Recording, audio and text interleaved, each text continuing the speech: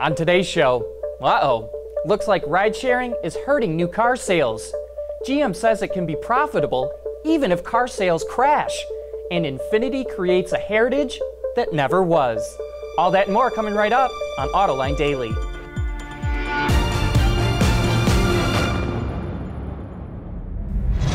This is Autoline Daily, the show for enthusiasts of the automotive industry. Ever since ride-sharing started to catch on, many have wondered how these new services will impact car ownership. Well, according to a new study, the answer doesn't look good for automakers. Researchers surveyed more than 1,200 residents in Austin, Texas, and found that consumers may buy fewer cars and take fewer trips. They chose Austin because a local law enacted last year forced Uber and Lyft out of the city, and they wanted to see how people's habits changed. They found that 41% of ride-sharing customers started using their own vehicle, and 9% bought an extra car. 3% switched to public transit, and 42% switched to another, smaller ride-sharing service. And overall trips decreased after Uber and Lyft were forced out. In other words, if ride-sharing is an option, people may choose that over car ownership.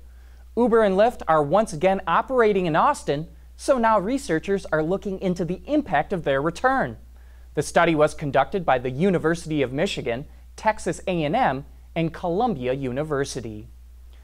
Some of the biggest automotive suppliers in the industry don't buy into Elon Musk's prediction that electric cars will account for half of all sales in the next 10 years. Companies like Delphi, Magna, American Axle, Dana, and Borg-Warner say the internal combustion engine will play a major role for decades to come. While these companies supply traditional powertrain components, they are also investing heavily in electrification.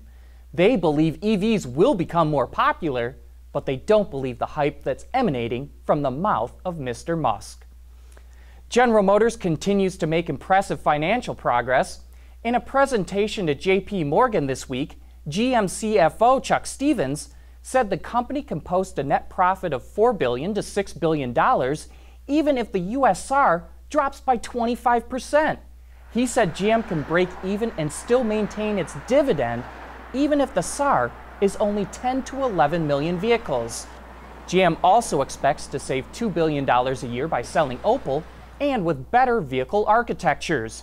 GM currently replaces an architecture after 6 years, but expects to get 2 design cycles with its new architectures. Put it all together, and GM expects to cut costs by $6.5 billion when measured from 2014 to 2018. Coming up next, Porsche suffers from some mighty embarrassing fires to its GT3s. Autoline Daily is brought to you by Bridgestone Tires, your journey, our passion. Dow Automotive Systems, advanced materials that deliver better results. And by Lear, a global leader in automotive seating and electrical systems. Embarrassing engine issues have plagued the new Porsche 911 GT3s. The first production run had to be recalled because of engine fires, and the newest ones suffer from high RPM misfires. Concerned U.S. owners mailed Porsche's executives hoping to discuss the issue and resolve it. Instead, the head of Porsche Motorsport, Dr. Frank-Stefan Walliser, flew to Porsche's U.S. headquarters from Germany to talk with them after investigating the issue.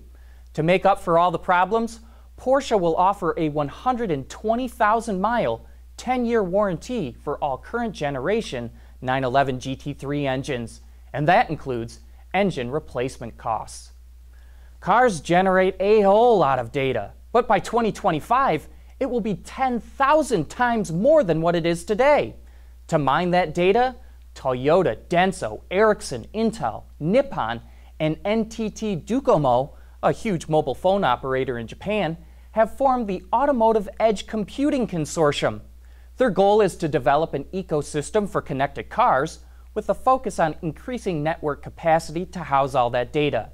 In the coming months, they hope to expand the consortium with more global technology leaders. Chevrolet is bringing the Camaro ZL1 to the NASCAR Cup Series next year, and they certainly seem to have taken notes from Toyota's new NASCAR Camry, which is more stylized than most NASCAR racers. The ZL1 is sharper and looks much closer to the road car it's based off of than the outgoing SS, which has raced since 2013. You'll be able to see it in action at the Daytona Speed Weeks in February. The Infiniti brand was created in 1989, but its retro Grand Prix styled EV would have you believe it started in the mid-60s. Infiniti designed this concept car, imagining they found an old Japanese Grand Prix car in a barn. Heritage counts for a lot in the luxury segment, and Infiniti seems to want an aura of heritage. The retro race car will be unveiled at next week's Pebble Beach Concours. And coming up next, why Henry Ford chose the unlikeliest of places to try and create the model community. Lighter, safer, stronger, quieter, and more sustainable. Tell us where you need to go, and we'll help you get there. Dow Automotive Systems. We don't succeed unless you do. Henry Ford played a big role in growing Dearborn, Michigan into the suburb that it is today. But it's not the only spot he tried to create a model community. On a recent Autoline this week, our guest shared the story of Fordlandia.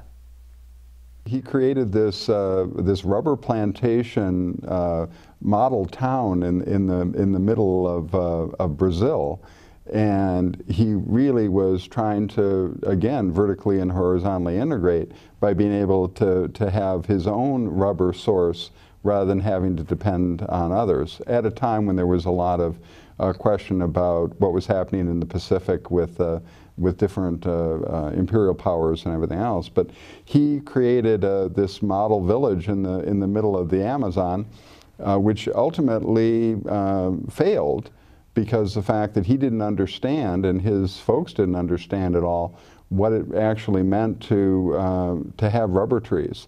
So he created and put them in rows in such a way that was not the way that rubber grows, and ultimately it failed as one of Henry Ford's concepts. But I think it matches what Heather's really pointing out about the rise of Dearborn, because it's a means to an end. It's not necessarily only urban planning or rural planning for its own use. It's because of the fact that it's matching the production system as well, in terms of the needs for workers or the needs for raw materials and the rest. Mm-hmm. Fordlandia is a great story because it's Ford literally building an American Midwest-style suburb in the middle of the Amazon jungle there with these Cape Cod-style houses, poorly ventilated. He's feeding indigenous workers hot dogs and hamburgers. Things just totally didn't work for a number of reasons. For more about Henry Ford's desire to create the model suburb, you can watch that entire episode right now on Autoline.tv or on our YouTube channel. That's it for today. Thanks for watching, and have a great weekend.